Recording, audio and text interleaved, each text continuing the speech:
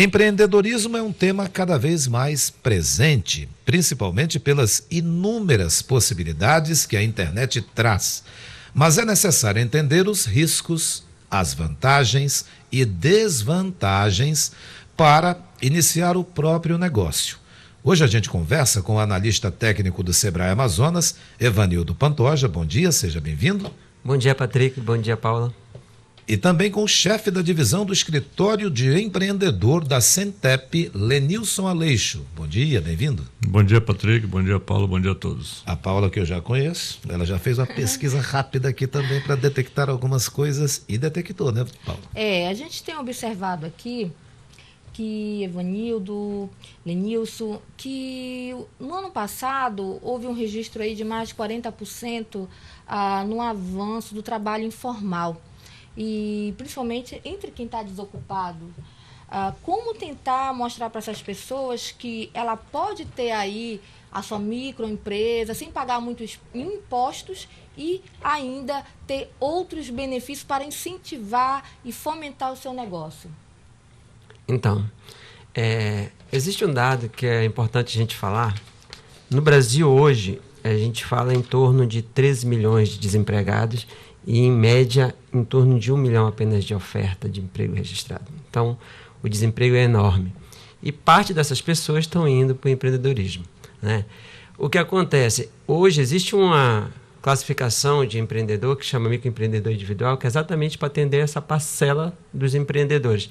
Infelizmente, algumas pessoas ainda desconhecem e tentam seguir na informalidade. A informalidade ela é muito restritiva, entendeu? A gente não, por exemplo, pelo Sebrae, a gente não penaliza nem condena quem começa, porque todo mundo quer de alguma forma, infelizmente no Brasil também, as pessoas não têm tanto conhecimento e elas acabam sendo empreendedoras por necessidade, não por uma oportunidade de negócio que ela identificou.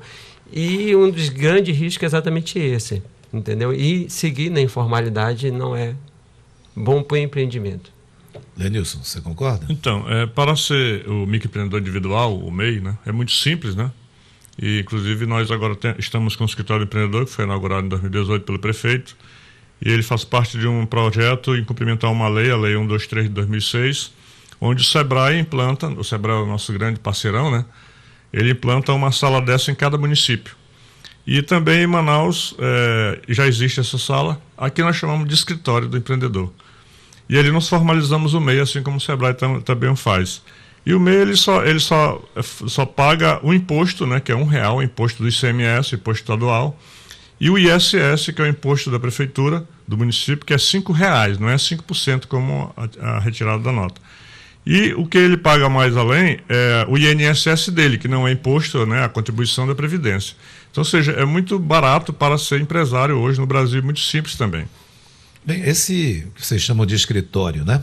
Sim. Esse local, ele também oferece ao cidadão que quer, primeiro que está desempregado e que procura ser um MEI, esclarecimentos corretos para que, olha, o negócio é assim, se você agir desse jeito direitinho, você vai com certeza melhorar a sua vida, porque ainda há pouco, o Evanildo, você falou, Evanildo, né? Evanildo, você falou que a pessoa às vezes está entrando mais como empreendedor por conta do desemprego. E não porque detectou uma oportunidade de empreender, não é isso? Exatamente. Então, vocês passam informações lá corretas? Isso não significa que a pessoa não pode ser empreendedor, né? Existe o empreendedor de emergência, que é aquele que não está conseguindo o trabalho e aí vai agora fazer alguma atividade. Usando aqui algumas palavras do próprio prefeito, ele fala assim, começa a trabalhar, né? Ou seja, faz uma atividade e nos procura que nós vamos te ajudar a tirar os teus licenciamentos. Estender, né, a mão ali e te amparar. Exatamente. Então, o escritório do empreendedor, ele existe exatamente para isso, né? Para que aqueles que já estão no mercado, já estão seguindo algum tipo de negócio, se fortaleçam, né? E se empoderem desse empreendedorismo. E também nós oferecemos capacitações, né, para que essas pessoas façam o seu negócio, mesmo que tenham começado de forma regular, né, sem saber, mas agora eles se tornem realmente empresários, né? Então essa é a ideia. E tanto que o Sebrae disponibiliza vários cursos, treinamentos, né? A maioria deles são 0800, ou seja, não precisa pagar nada. E a prefeitura, todos são 0800, né? Então, de graça. Então, eles devem nos procurar ali e aí se capacitar realmente para ser um grande empreendedor no município. É importante falar, Patrick, que todo mundo que empreende, de alguma forma, comete alguns erros, né? Eu também sou empresário, além de trabalhar no Sebrae. Qual é o erro mais comum? Um dos primeiros erros mais comum é a pessoa achar que vai ganhar muito dinheiro de início. Monta um negócio e quer ganhar muito dinheiro. De cara não dá, né? Exatamente, não é nada fácil. Empreender no Brasil é sempre muito complicado e muito difícil. Então, tem que ter persistência, tem que ter perseverança, tem que ter controle, tem que ter planejamento. E as pessoas ainda, infelizmente, não consideram isso tão importante. Muitas pessoas imaginam que o importante é saber fazer a atividade. Não é só saber fazer a atividade, ela tem que saber administrar o empreendimento, que é o mais desafiante. Muitas vezes a pessoa sabe cozinhar, por exemplo. Aí monta um restaurante e o restaurante quebra. A comida era maravilhosa, entendeu? A questão não é ser só a comida maravilhosa. Ela tem todo um contexto que ela precisa administrar, dia após dia.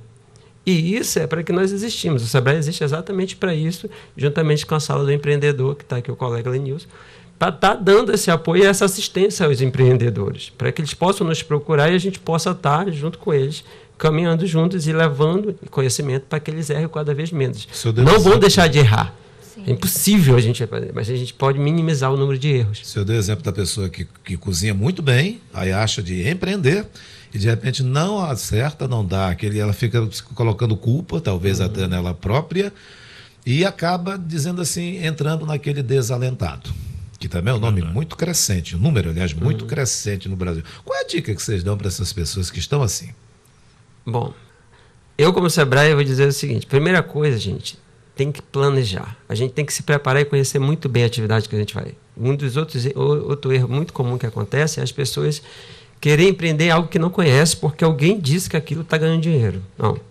Lição básica. Conheça e pesquise o máximo que você puder sobre aquilo que você está imaginando montar. Muitos erros vão ser evitados conhecendo a atividade. Entendeu? Porque já vai ser muito difícil. Não conhecendo é quase que insucesso já de cara.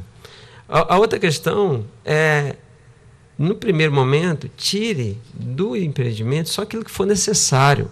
As pessoas cometem um erro, Patrick, que é fundamental eles entenderem isso. Elas querem tirar o quanto elas acham que necessitam e não quanto a empresa pode pagar o empreendimento naquele momento. Então a gente inicia toda atividade que é no início, ela já é muito difícil. Então retirar naquele momento já é uma coisa que pode estar fazendo a empresa quebrar de início logo. Então ter um controle muito detalhado é ideal que a gente possa ter para minimizar essa situação. O senhor Lenilson falou uma frase um tanto alentadora, né? Assim, hoje é fácil ser empresário no Brasil, dentro desse projeto aí do Escritório do Empreendedor. Quais são os riscos para quem quer empreender? A pessoa acabou de ser demitida, infelizmente, isso está ocorrendo bastante. Tem uma indenização, sabe fazer uma coisa, sabe costurar, sabe fazer uma boa comida. Quais são os riscos de um empreendedor que está iniciando agora um negócio formal? Então, olha só, eu vou responder essa pergunta com 3 dicas que eu sempre dou nas nossas palestras que nós fazemos por aí, né? Que é assim, a primeira faça o que você gosta, que você ama, que você gosta de fazer. A segunda é comece pequeno. Né? Então, mesmo que você tenha dinheiro da rescisão ou algum dinheiro que você tenha guardado ou vai se fazer de algum bem para investir, comece sempre pequeno, né? Para que você vá se acostumando com aquele negócio. E a terceira dica é planejamento financeiro. Então, essas 3 coisas aí minimizam muito esses riscos de você não dar certo, né? E assim, hoje nós temos 2 entidades, né, aqui no município que estão assim de portas abertas para te dar todas essas condições de você começar bem.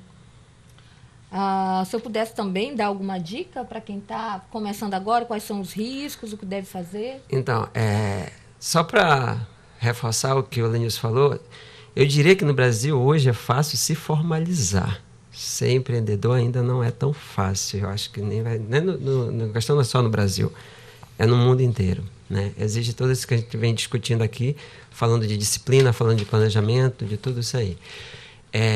Uma das questões básicas para tentar amenizar o risco, assim, é que ele falou, a gente precisa ter planejamento mesmo, financeiro. As pessoas hoje, o principal desafio hoje é montar um negócio com pouco dinheiro. Quase todo mundo monta um negócio com pouco dinheiro. Às vezes a atividade necessitaria até um pouco mais de recursos. E elas às vezes desconhecem. Então, às vezes a pessoa monta um lanche, um exemplo, com 20 mil reais, ele foi lá e comprou o lanche e tudo. Mas ele não deixou o que a gente chama de capital de giro para fazer girar a atividade. Ele já imaginou que nos primeiros dias ele ia começar a vender, ia entrar o dinheiro na caixa e ele ia começar a operacionalizar. Só que não é exatamente assim, acaba não acontecendo. E aí, no primeiro mês, ele já começa a ter dificuldade. Não vai ter dinheiro para pagar energia, o aluguel já no primeiro mês pode atrasar, porque isso é a formação do capital de giro. Então, ela precisa ter esse planejamento e o valor mais ou menos preciso que ela vai precisar ter para que o negócio continue a funcionar. Mas essa é a nossa realidade. As pessoas montam assim, nós damos um exemplo, pegou desemprego, pegou a conta, foi lá, recebeu 25 mil, aí foi e montou um mercadinho, por exemplo. E aí, no primeiro momento, ninguém sabia da existência daquele mercadinho naquele local. Ela não vai ter uma venda que ele imaginava que ele teria no primeiro mês, entendeu?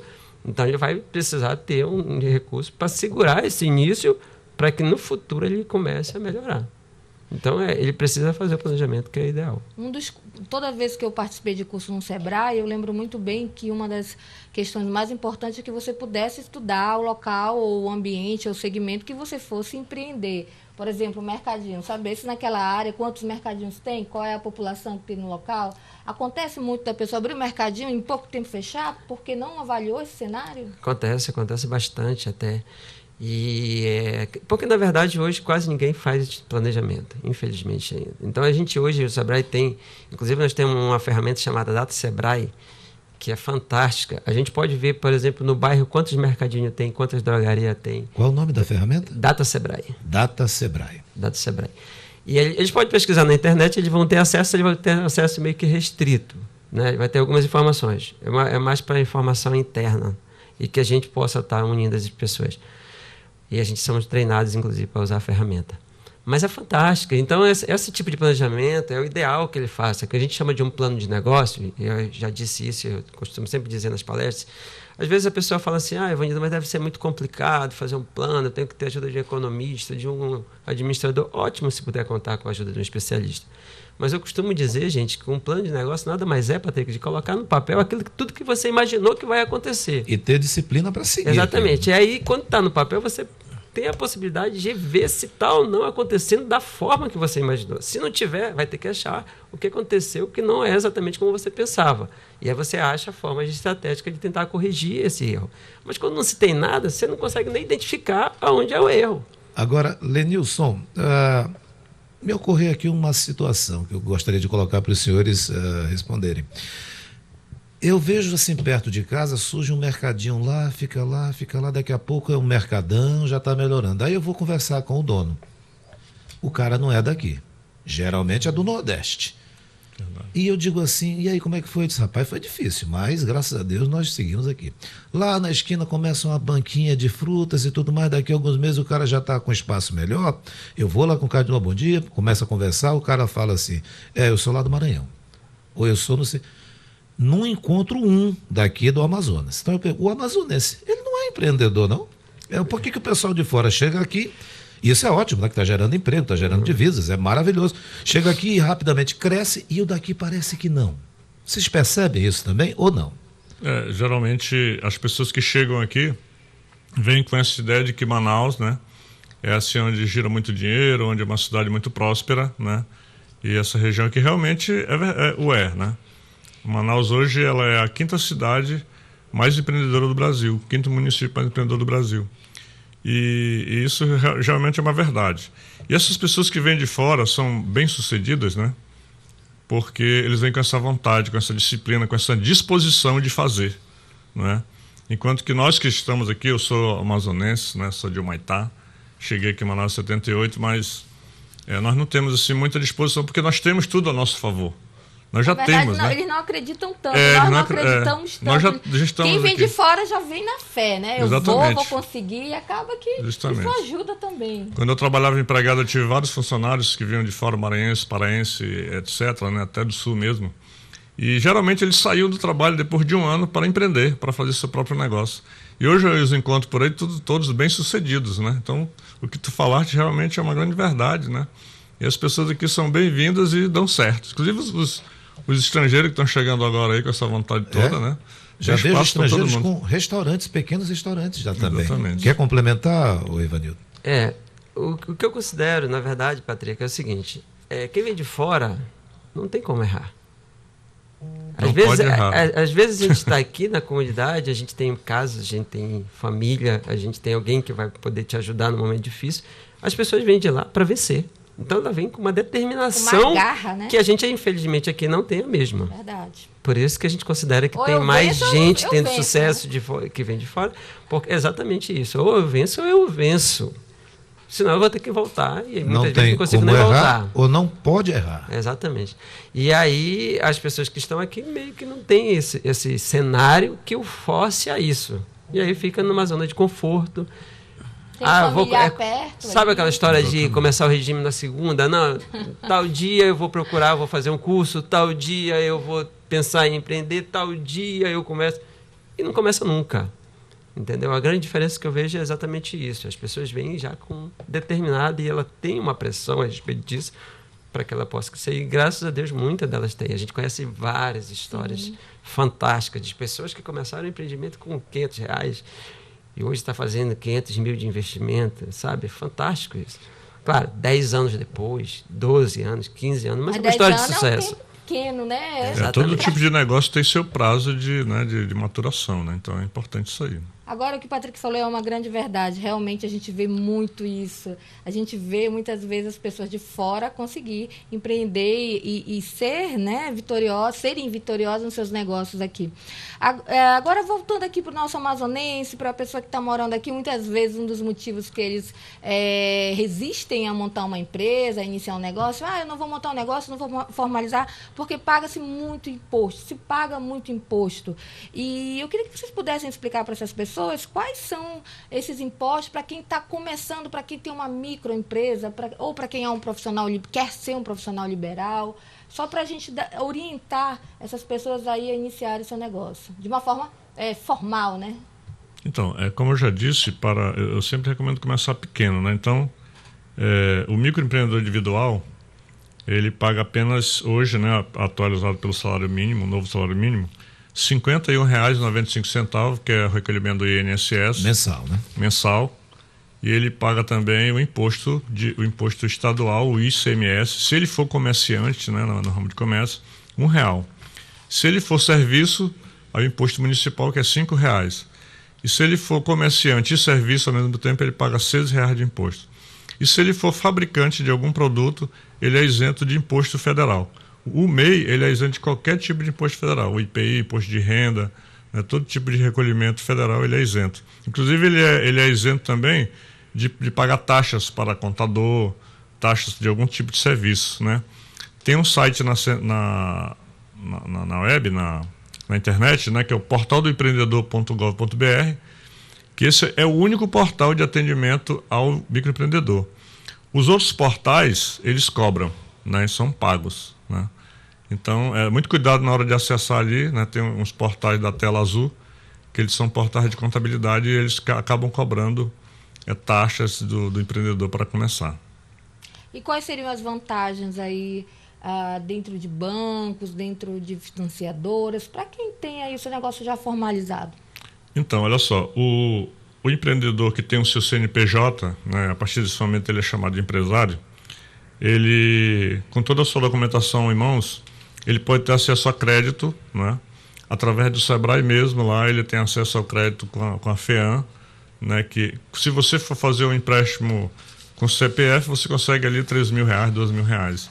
E com CNPJ já vai acima de R$20.000 acima, né? E fora isso, nos outros bancos. Hoje o Banco do Brasil oferece linhas de crédito para o MEI, o BASA, os bancos privados, né? Todos eles estão chamando, né, os MEIs as empresas de carro, de revendedores de carro, estão oferecendo com 30% de desconto, né, para quem é MEI. E, ou seja, assim, é uma gama de ofertas hoje que ele tem, né, para justamente empreender e financiar o seu negócio. Eu noto que... Pois não. Tentando complementar, no Brasil ainda é muito alta a carga tributária. Nós temos um impostômetro aqui em frente, né, que assusta, inclusive. Mas o que eu posso dizer para os empreendedores? Gente, não coloca o imposto como uma barreira. Quantas empresas vocês conhecem que estão aí crescendo? Elas pagam imposto também. Sim. Não tem como fugir de pagar imposto.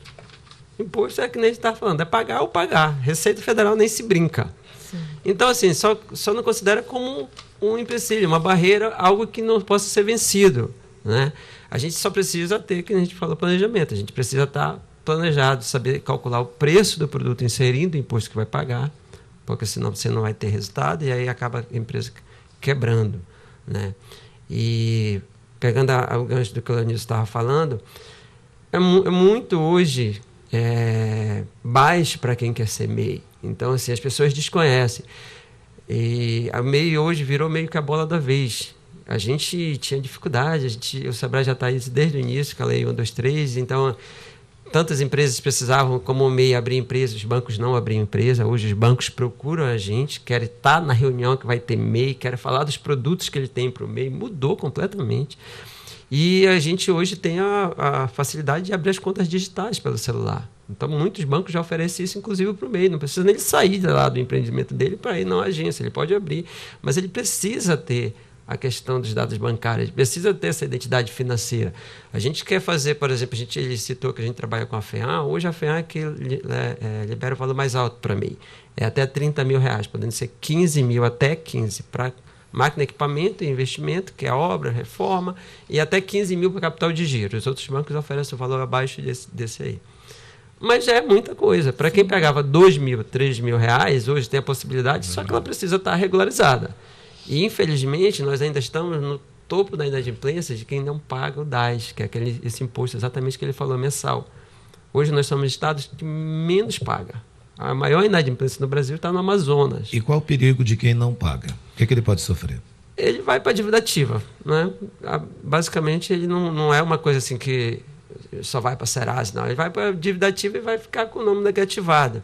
Mas eu queria falar dos benefícios dele ter, porque ele como pagando todos os meses, ele vai estar coberto como se ele tivesse um emprego formal. Ele sofreu um acidente de trabalho, ele vai poder receber pelo INSS. A pessoa que for MEI sexo feminino, engravidou, ela vai ter direito a salário maternidade. Tem essa gama toda de benefícios que ele, infelizmente, só vai poder utilizar, ou felizmente, estiver pagando em dias. Tem que pagar em dias. É baixo o valor, R$53 mais ou menos. Eu aqui, enquanto microempreendedor individual, que eu também sou MEI, e virei MEI recentemente. O que eu fiz? Eu conversei com o Sebrae, fui numa reunião com o Sebrae muito positiva, e me disseram, se você quiser tirar todos os documentos para pagamento de uma vez, você pode fazer. E foi o que eu fiz. Essa é a dica que eu também dou para você. Eu tirei do ano todo, me organizo, aviso no celular 2 dias antes aqui para pagar dia tal e vou pagando. Porque às vezes a pessoa diz assim, mas eu vou tirar. Não, eu tiro no dia. E no dia pode ser que a internet você não esteja perto, no dia você não tem condição e você vai pisar na bola. Exatamente. Tem que ter planejamento, não é isso? Não tem que ter planejamento, só falou das vantagens. E o senhor comenta o que nesse ponto de vantagem de ter que pagar os impostos? É ruim essa palavra, imposto. Algo que foi imposto mesmo para a gente pagar. Mas é necessário, né? Então, nós temos agora no momento de fazer a declaração anual do imposto de renda do MEI, né? Então vai de janeiro até maio, 31 de maio. E assim, para quem está devendo, quem está em débito, né, com as parcelas, pode fazer a declaração. Mas lá na declaração vai aparecer o que você pagou e o que você não pagou, né? Fica bem explícito lá. Então, o comprovante de renda do MEI, quando ele procura uma instituição financeira, é essa declaração, porque ele não tem contra-cheque, né? Então, quando você apresenta ali no banco esse documento, aí a pessoa que está te atendendo vai perceber que você não é um bom pagador, porque ele vai ver que você pagou parte ou nada, né, durante o ano dos seus impostos, né? E, claro, você pode até ter uma renda muito boa ali, né, um faturamento muito bom, mas ele vai observar que você não tem uma constância financeira de parcelamento. Gente, são 7 horas e 58 minutos. Eu não sei se a gente tem muitos questionamentos ainda, A né? gente tem muito, mas eu não sei se daria tempo para vocês fazerem de uma forma muito resumida a diferença, fazer um resumo do que é diferente, qual a diferença entre o MEI e a microempresa. Certo. E é muito legal, inclusive, essa pergunta, Paula, que era exatamente o que eu queria encerrar com isso. A gente falou muito do MEI, mas eu quero deixar claro para as pessoas que o MEI é apenas o primeiro degrau de quem quer ser o empreendedor. A ideia é que ele possa depois crescer e se torne uma microempresa, e no futuro uma empresa de pequeno porte, depois, quem sabe, uma média empresa, por que não uma grande empresa, né? Então, o microempreendedor individual é só o início. O que as pessoas, às vezes, acabam caindo também no comodismo, dizem, não, mas eu já sou microempreendedor, estou vendendo bem e tal, não preciso mais fazer planejamento. Não é isso, gente. Existe um gap que as pessoas precisam entender. O MEI ele tem uma limitação de faturamento. Só se pode ser MEI faturando até 81 mil por ano, que dá em torno de 6.750 por mês. Tá? Ah, Ivanildo, eu estou faturando 7. Muito provavelmente você vai ter que migrar. Só que existem algumas atividades que você, por exemplo, com faturamento de 10 mil reais por mês, que já é acima do limite do MEI, é inviável ser microempresa. Porque você tem que pagar contador, você tem que ter outras obrigações de impostos, ser simples e tal. Então, eu preciso ter esse planejamento. Olha, beleza, quando eu chegar em 6 mil, acima de 6.750, eu vou me tornar uma microempresa. Mas eu tenho que saber que eu tenho que faturar 15 mil e não mais 7. Porque se eu faturar 10, não pago os custos de eu ser uma microempresa. Aí cria uma meta. Exatamente. Né? Aí eu começo a conhecer mais da realidade do empreendedorismo no Brasil. Entendeu? Não é só simplesmente se virar MEI. A gente precisa... MEI é o primeiro passo, gente. A gente precisa estar, em seguida, conhecendo mais sobre as outras categorias. Evanildo Pantoja, analista técnico do Sebrae, muito obrigado por sua vinda aqui com a gente. Também, Lenilson Aleixo, chefe da divisão do escritório do empreendedor da Centep, muito obrigado também pelo esclarecimento de vocês. Quero só dar uma palavrinha. Essa semana nós estamos iniciando um big de atendimento no escritório, né? Onde estarão lá a CEMEF, o Implurb, a SEMAS e a Vigilância Sanitária, também o Sebrae com o contador, a Jusceia, todos juntos no mesmo lugar para atender todos os empreendedores, não só o MEI, mas todos os empreendedores de qualquer categoria.